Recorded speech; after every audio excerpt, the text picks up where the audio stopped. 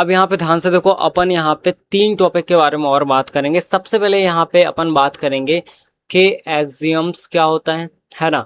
सबसे पहला टॉपिक ये। इसके बाद अपन सेकंड टॉपिक के बारे में बात करेंगे जो होगा अपना एडिशन थ्योरम के बारे में, ठीक है।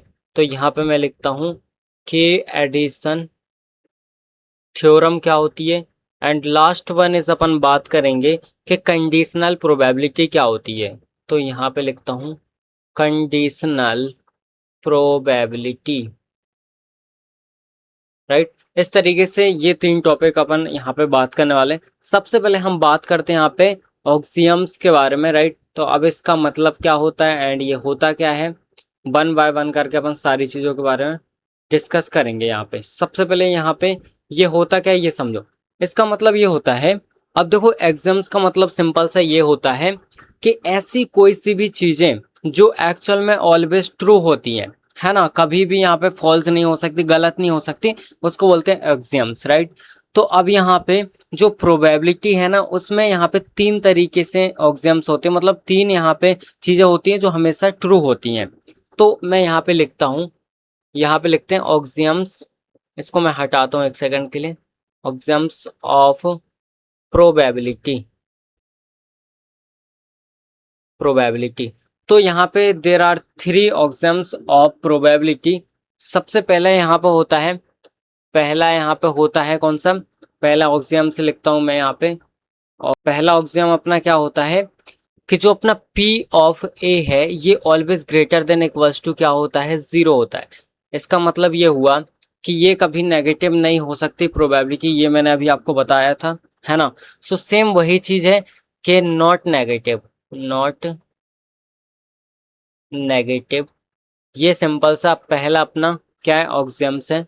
अब देखो एग्जाम्पल की अगर मैं यहाँ पे बात करूँ, तो जैसे मेरे पास क्या है, कॉइन है ना। अब मैंने उसको टॉस किया तो या तो यहाँ पे हेड आएगा या फिर यहाँ पे क्या आएगा, टेल आएगा। सो यहाँ पे हेड और टेल दोनों के ही आने की पॉसिबिलिटी क्या है, 1/2 है। मतलब ये देखो नेगेटिव नहीं है ना, है ना। या तो ये क्या है अपनी नेगेटिव नहीं है बट 0 से बड़ी है। तो ये सिंपल सा अपना क्या कहलाता है यहाँ पे, जो ऑक्सियम है सबसे फर्स्ट वाला कि नेगेटिव नहीं हो सकती प्रोबेबिलिटी, वो है। एंड अगर मैं अब यहाँ पे बात करूँ ऑक्सियम सेकंड की, अब ये सेकंड ऑक्सियम क्या होता है, ये बोलता है कि जो सैंपल स्पेस होता है उसकी प्रोबेबिलिटी ऑलवेज 1 होती है। क्या होती है, 1 होती है। ये सिंपल सा अपना यहाँ पे बोलता है, ठीक है। एग्जाम्पल के लिए जैसे मैं यहाँ पे देखूँ, एग्जाम्पल मैं आपको बताता हूँ तो आप और अच्छे से समझ जाएंगे। जैसे मैंने आपसे बोला एक डाइस है, ठीक है। डाइस है, उसको मैंने क्या किया, थ्रो किया। अब उसमें क्या क्या चीज़ें होती हैं, उसका सैंपल स्पेस अगर मैं लिखूँ तो इस तरीके से रहता है, 1 2 3 4 5 6, इस तरीके से रहता है ना। अब जो सैंपल स्पेस है इसकी प्रोबेबिलिटी 1 कैसे होती है, ध्यान से समझो। तो सबसे पहली बात कि सैंपल स्पेस में टोटल यहाँ पे कितने इवेंट्स है, 6 हैं, है ना। और टोटल अपने आ कितने सकते हैं, तो भाई 6 में से कुछ भी आ सकता है। मतलब चांस किसके हैं यहाँ पे, 1 के भी हैं, 2 के भी हैं, 3 के भी हैं, 4 के भी हैं, 5 के भी हैं, 6 के भी हैं, मतलब सबके चांस है। तो यहाँ पे अपन इस तरीके से लिखते हैं कि यहाँ पे प्रोबेबिलिटी ऑफ यहाँ पे sample space equals to 6। Total chance कितने इवेंट के हैं, 6 के हैं, डिवाइड में टोटल इवेंट कितने हैं, 6 हैं। इसको कैंसिल कर दो, ये हमेशा 1 आएगा। मतलब आप कोई सा भी ले लो, अगर आप यहाँ पे कॉइन भी लोगे, जैसे अगर आप यहाँ पे कॉइन भी लोगे, ठीक है, आपने कॉइन लिया, अब उसको भी आप यहाँ पे टॉस करोगे तो सिंपल सी बात है P of S equals to क्या आएगा, यहाँ पे टोटल आपको पता है कि इसमें रिजल्ट कितने होते हैं, 2 होते हैं। और चांसेस कितने के हैं, 2 के ही हैं। मतलब या तो हेड आएगा या तो टेल आएगा, कैंसिल करो 1। तो यहाँ पे इसका मतलब ये है कि जो अपना सैंपल स्पेस है उसकी प्रोबेबिलिटी ऑलवेज क्या होती है, 1 होती है ना। क्लियर है। अब उसके बाद हम बात करने वाले हैं यहाँ पे ऑक्सियम थर्ड के बारे में, राइट। अब ये ऑक्सियम थर्ड क्या होता है, ये क्या बोलता है, सपोज मेरे पास यहाँ पे 2 चीजें हैं, एक है मेरे पास A एंड यहाँ पे सेकंड चीज है मेरे पास B। अब ये क्या है, ये भी मेरा एक्सपेक्टेड रिजल्ट है, ये भी रिजल्ट है। मतलब किसी एक्सपेरिमेंट को आप यहाँ पे करोगे तो या तो A आएगा या तो B आएगा, इस तरीके से, राइट। अब यहाँ पे अगर A और B दोनों एक दूसरे के साथ म्यूचुअली एक्सक्लूसिव हो, मैं क्या बोल रहा हूँ, मैं बोल रहा हूँ म्यूचुअली क्या हो, एक्सक्लूसिव हो। इसका मतलब क्या होता है, देखो म्यूचुअली एक्सक्लूसिव का मतलब होता है कि ये दोनों साथ में कभी नहीं हो सकते, है ना। मतलब एक साथ एक साथ नहीं हो सकते, हो सकते, इसको बोलते हैं अपन क्या, म्यूचुअली एक्सक्लूसिव, है ना। तो ये अपना होता है, फॉर एग्जाम्पल एग्जाम्पल लेते हैं अपन। मैंने आपसे बोला कि मेरे पास एक कॉइन है, इसको क्या करना है अपन को, यहाँ पे टॉस करना है। अब जब मैंने इसको टॉस किया तो मेरे पास दो ऑप्शन है, मतलब यहाँ पे दो चीजों के चांस है, या तो हेड या फिर यहाँ पे क्या, टेल।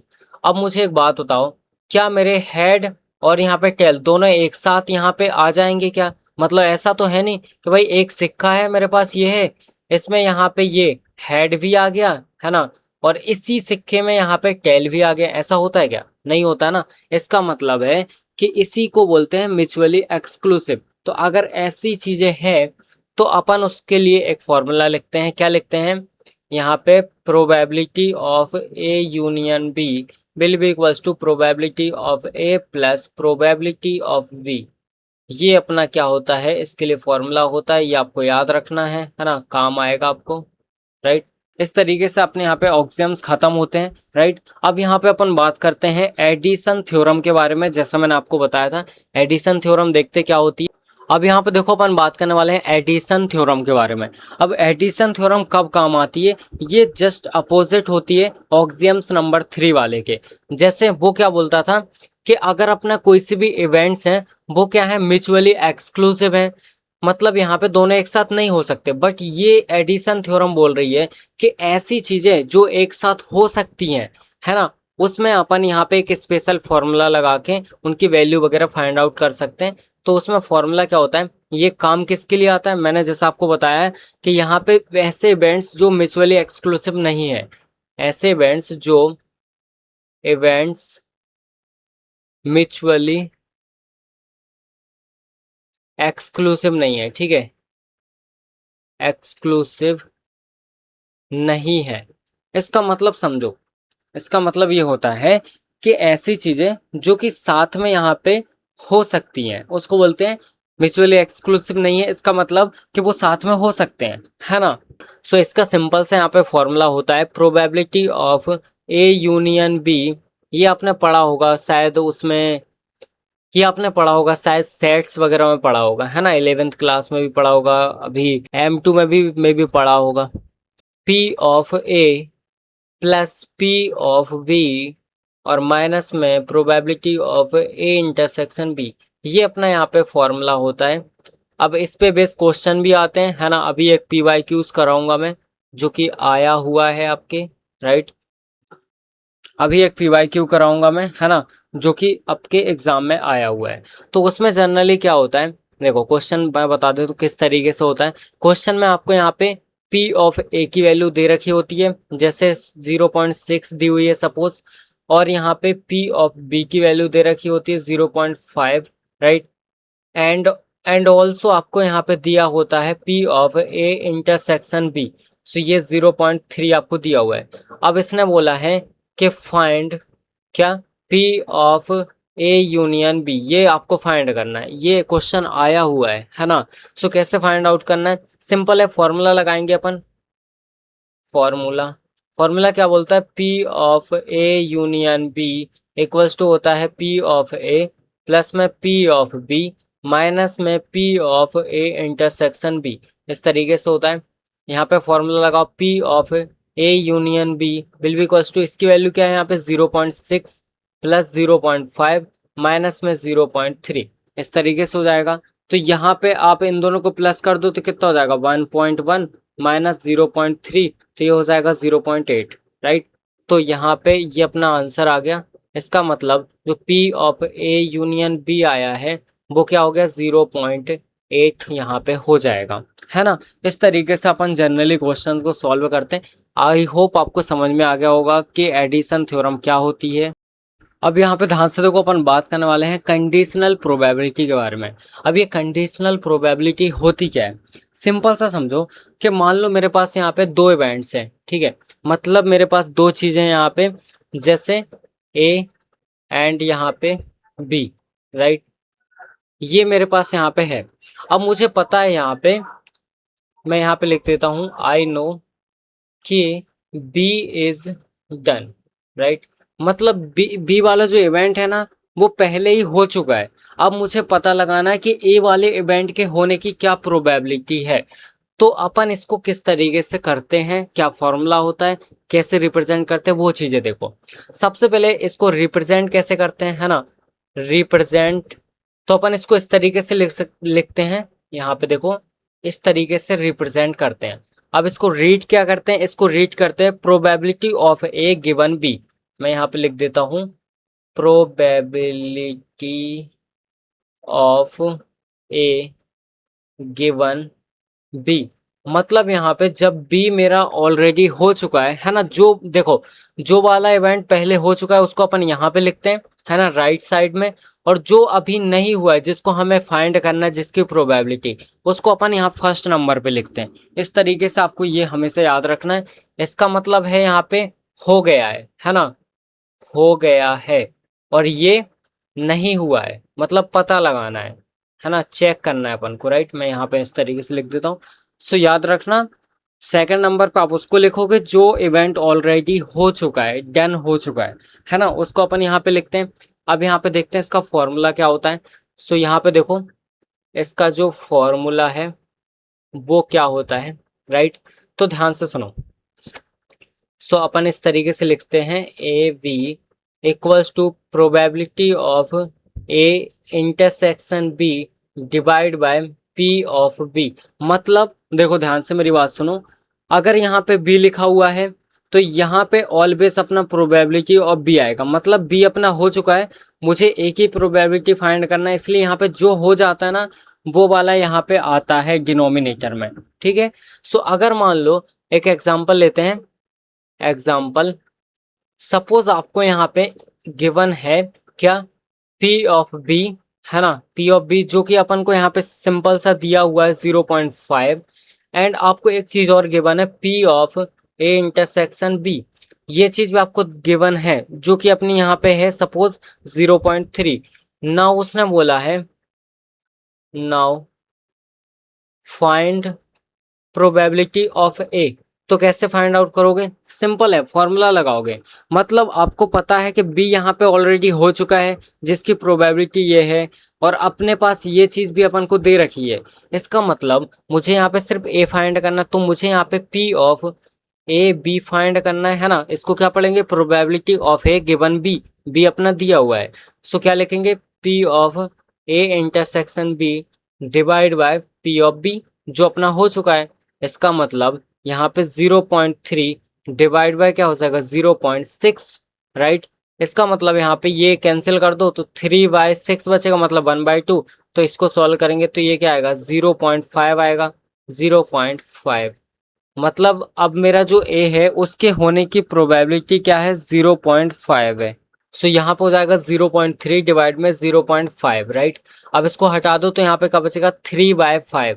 मतलब इसको सॉल्व करूंगा तो यहाँ पे 0 क्या आएगा मेरा 0 पॉइंट और यहाँ पे 6, राइट। तो ये प्रोबेबिलिटी होगी किसके, ए के होने की। इस तरीके से अपन जनरली क्वेश्चन को सॉल्व करते हैं, है ना। ये फॉर्मूला है, मैंने ये फॉर्मूला आप लोग याद रखना, ये इम्पोर्टेंट है, आपके काम भी आएगा, है ना, छोटे मोटे क्वेश्चंस में भी काम आएगा, राइट। सो होप यहाँ तक क्लियर होगा, आगे देखते हैं। अब यहाँ पे ध्यान से देखो, ये क्वेश्चन RCPB 2022 में आया हुआ था, जिसमें उसने आपको ए की वैल्यू दी थी, मतलब प्रोबेबिलिटी ऑफ ए दी थी, बी दी थी, और यहाँ पे आपको ये दी थी। अब उसने बोला था सबसे पहले आपको यहाँ पे probability of A union B निकालना है। देन आपको यहाँ पे बी गिवन है तो ए की क्या प्रोबेबिलिटी होगी वो बताना है। और सेम आपको यहाँ पे कि अगर आपको यहाँ पे ए दिया हुआ है तो बी की क्या प्रोबेबिलिटी होगी आपको वो फाइंड आउट करना है, ठीक है। सो ये सिंपल सी चीज है। तो अब ध्यान से सुनो मेरी बात। यहाँ पे सपोज अब ये क्वेश्चन मैंने थोड़ा सा चेंज किया है, मैंने सारी चीजें यहाँ पे आपको बता दी है ना। ऊपर मैंने ये क्वेश्चन ऑलरेडी आपको सॉल्व करा दिया है। तो अब जब आप क्या करोगे, इसको इसको और इसको, इन दोनों को प्लस करोगे, इसको माइनस करोगे, तो इसका आंसर क्या आ रहा था, ये अपन ने ऑलरेडी सॉल्व कर लिया था। पी ऑफ ये यूनियन बी क्या आ रहा था, देखो अपन ने क्या किया था, इन दोनों को प्लस किया था, मतलब 0.6 प्लस में 0.5 माइनस में 0.3, तो अपना 0.8 आंसर आया था। इस तरीके से, राइट। अब यहाँ पे आपको क्या नहीं दिया होगा, ए नहीं दिया होगा, है ना। मैंने यहाँ पे क्वेश्चन में थोड़ा सा चेंज किया बट आपको ए नहीं दिया होगा, राइट। सो यहाँ पे क्या हो जाएगा, अब अपन को बी की हेल्प से पता लगाना, तो अपन को सिर्फ ये चीज पता है एंड अपन को ये चीज पता है, तो अपन क्या करेंगे, सिंपल वही सेम चीज क्या करेंगे, अपन यहाँ पे लिखेंगे 0.3 डिवाइड में यहाँ पे 0.5, इस तरीके से मैं लिखूंगा। मतलब जो अपना यहाँ पे probability of A intersection B है और डिवाइड में प्रोबेबिलिटी ऑफ यहाँ पे बी, तो दोनों को डिवाइड करेंगे तो अपनी जो ए की प्रोबेबिलिटी है वो आ जाएगी, तो ये आएगी 0.6, ये अपनी यहाँ पे आ जाएगी, ठीक है। उसके बाद यहाँ पे इसका जस्ट उल्टा, तो जब इसका जस्ट उल्टा होगा तो क्या होगा, probability of A intersection B divide में क्या आएगा, प्रोबेबिलिटी ऑफ ए आएगा, है ना कि बी आएगा। यहाँ पे जो रहता है वही यहाँ पे डिनोमिनेटर में आएगा, बस आपको ये चीज हमेशा अपने माइंड में क्लियर रखना है। तो यहाँ पे हो जाएगा क्या, इसकी वैल्यू है 0.3 डिवाइड में इसकी वैल्यू है 0.6, तो आप इसको सॉल्व करोगे तो 0.5 आपका आंसर आ जाएगा। इस तरीके से क्वेश्चंस को सॉल्व करना है। होप आपको क्लियर हो गया होगा, है ना। ये फॉर्मूलेज वगैरह बस आप याद रखना, राइट।